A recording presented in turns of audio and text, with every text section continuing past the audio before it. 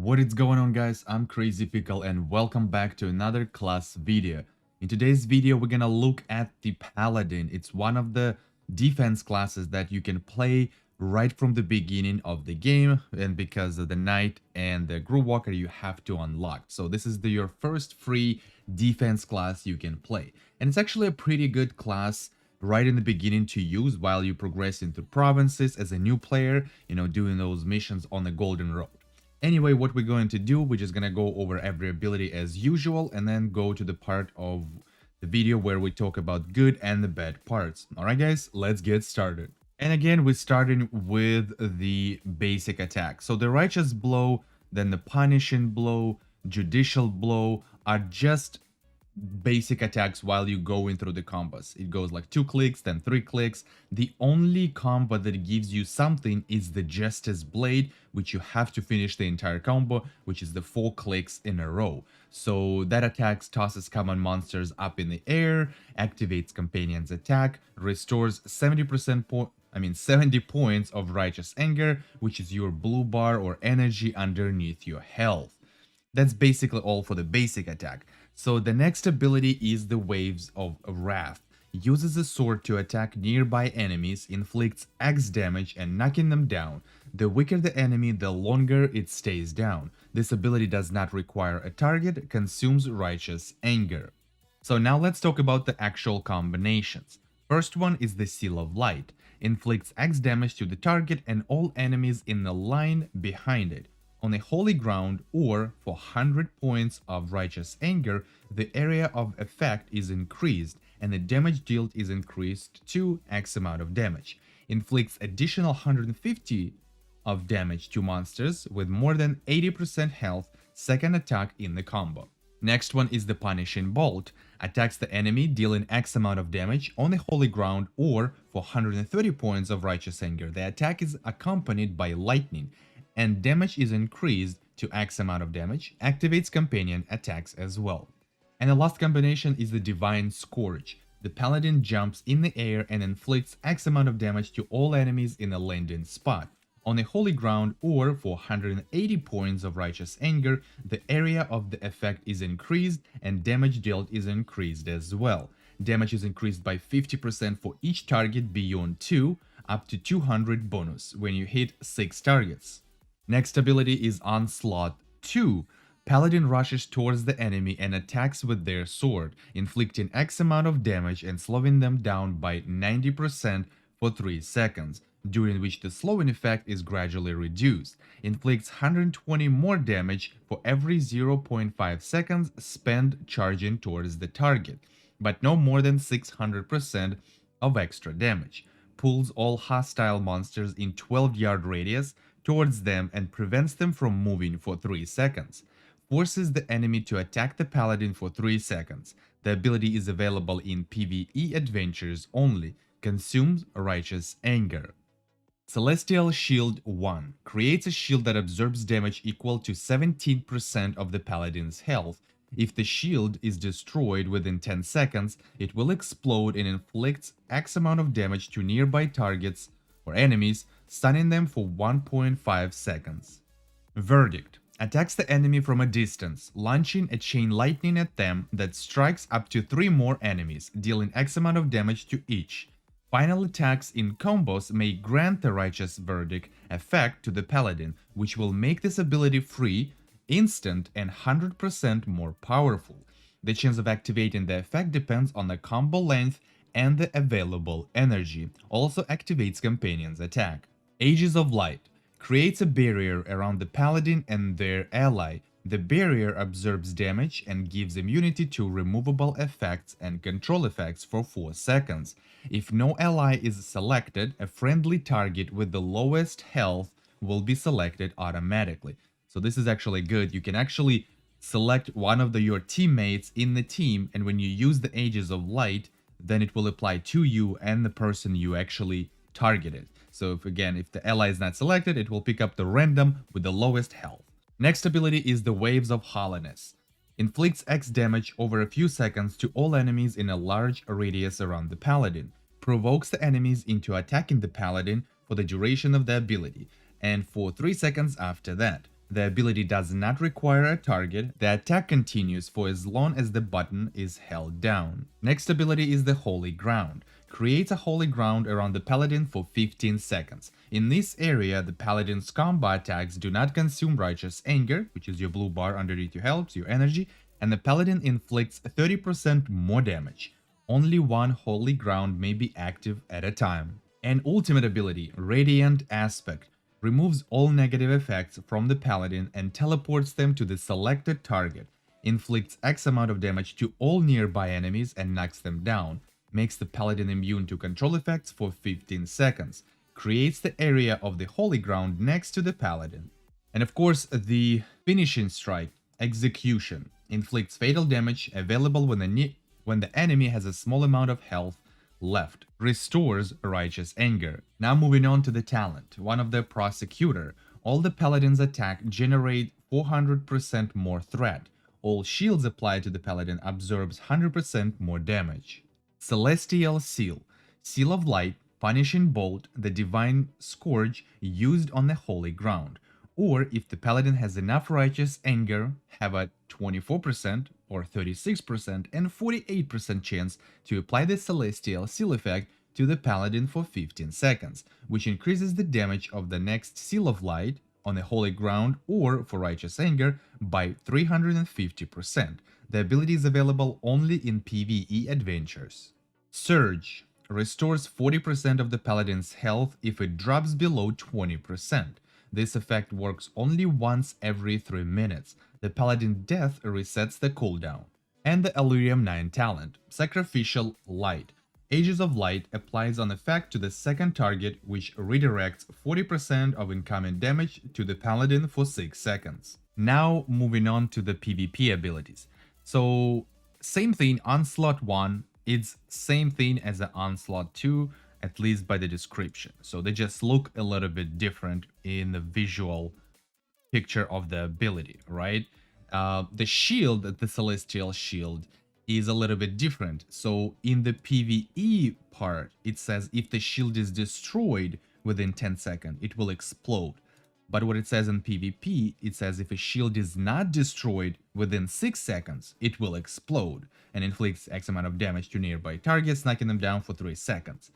So that's the only difference for the Celestial Shield. Of course, we're getting the different talent, which is Zeal. The Paladin's damage to players on the Holy Ground is increased by 60%. And yeah, everything else for the PvP part is the same. We have the Verdict, we have all of the Ages of Light, Wave of Holiness, Holy Ground, Ultimate, of course, Finishing Strikes, and all that. So only slightly different Celestial Shield, different talent, which is the Zeal, and Onslaught is basically does the same thing as the PvE part. Alright guys, well let's moving on to the equipment, gear, all the jewelry and gems of power stuff, and I'm gonna talk about that right now, as well as symbols as well. Alright, equipment. Again, if you go in for the defense mode, me personally, again, I'm using the same set because I don't really, switch it up. This set, the defense set, works well for me. I can tank with this set pretty good. So same thing, Ages of Ocean for the single target, and if you're picking up healing orbs, it gives you that little shield for whatever the seconds, right? For 4 seconds or something like that. Again, if you getting stunned, it all depends on the situation, what you're doing, what kind of a distortions or stuff you're doing.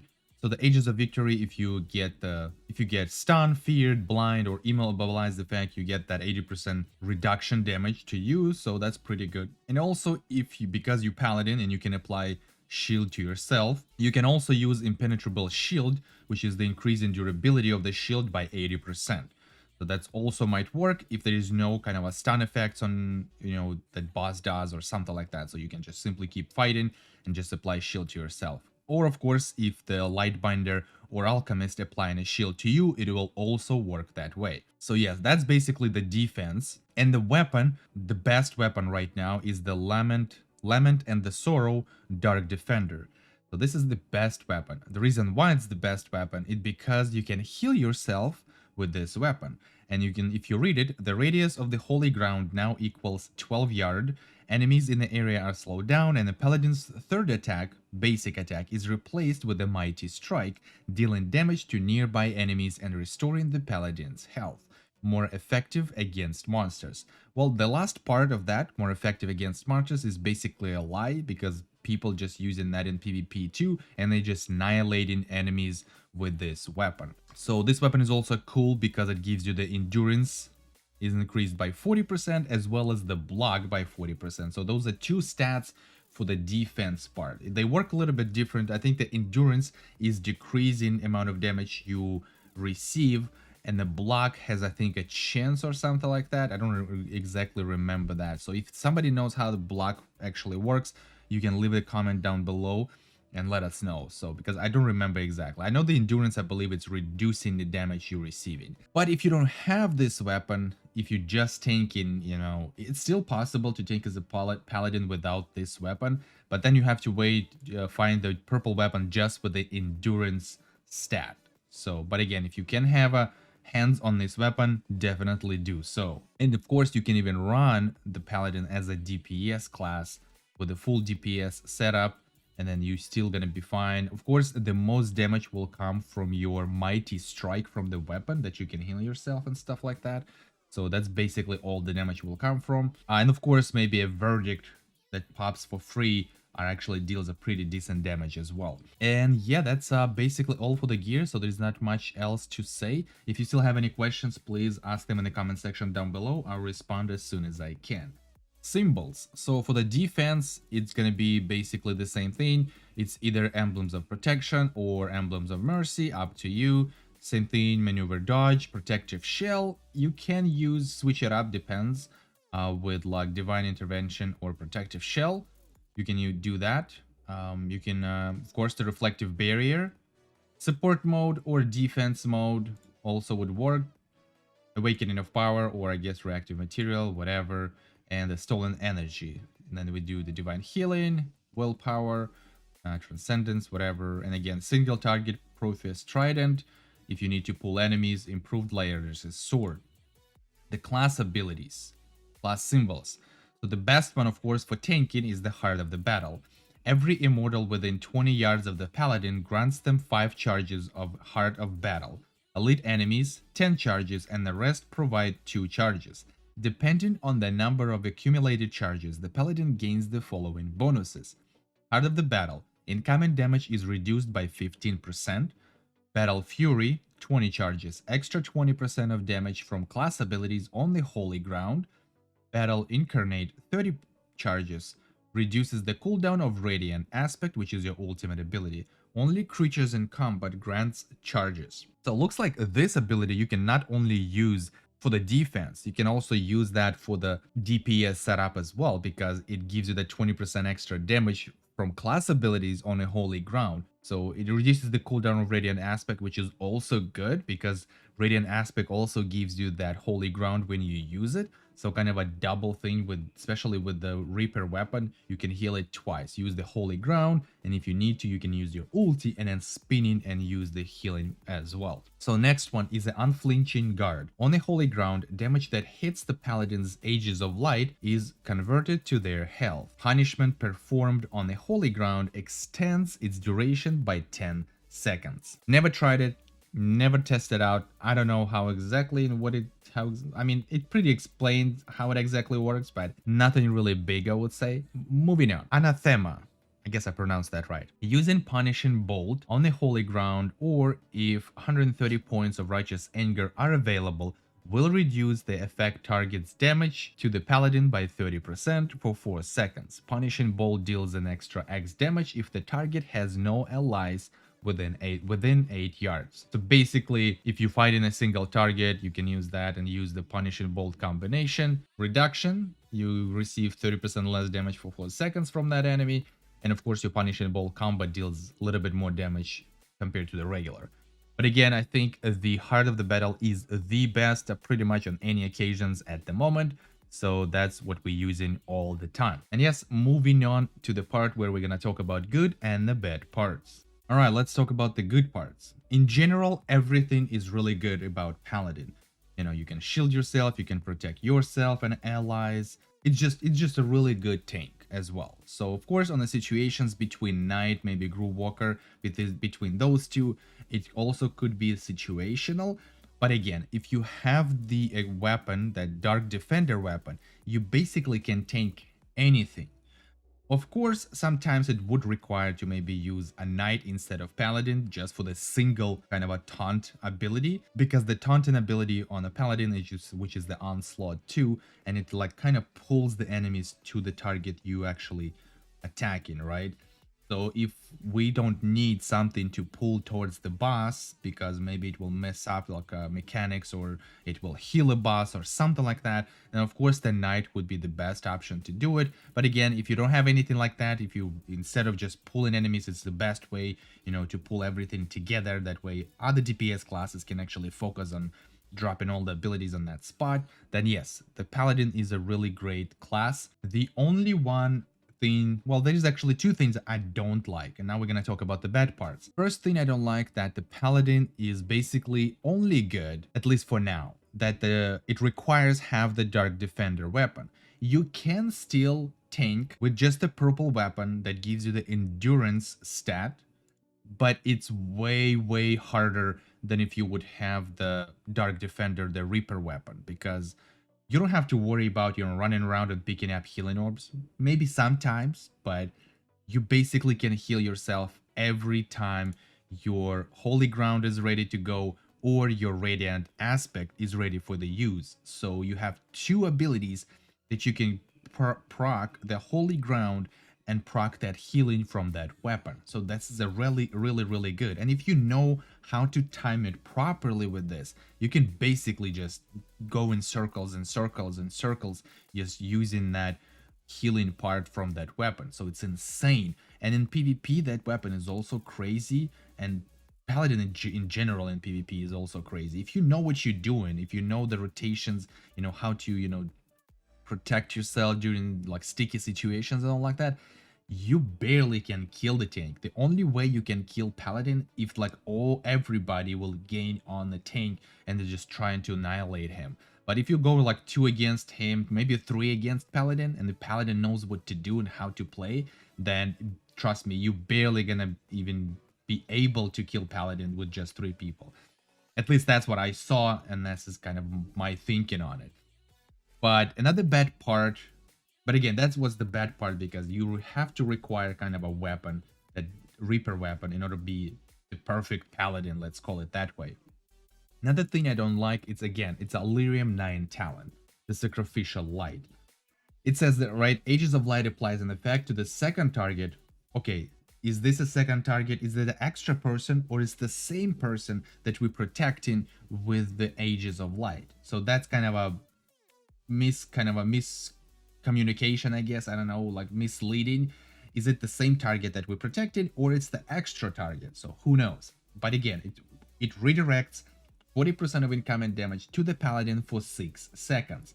They should be something different. Instead of just doing this, redirecting damage and all that stuff, instead of just making this, it maybe increase the Ages of Light from 4 seconds maybe to 6 seconds duration, and maybe get additional 1 or 2 people. So instead of protecting yourself and the 1 extra person, protect yourself and total maybe 2 or 3 people with the Ages of Light.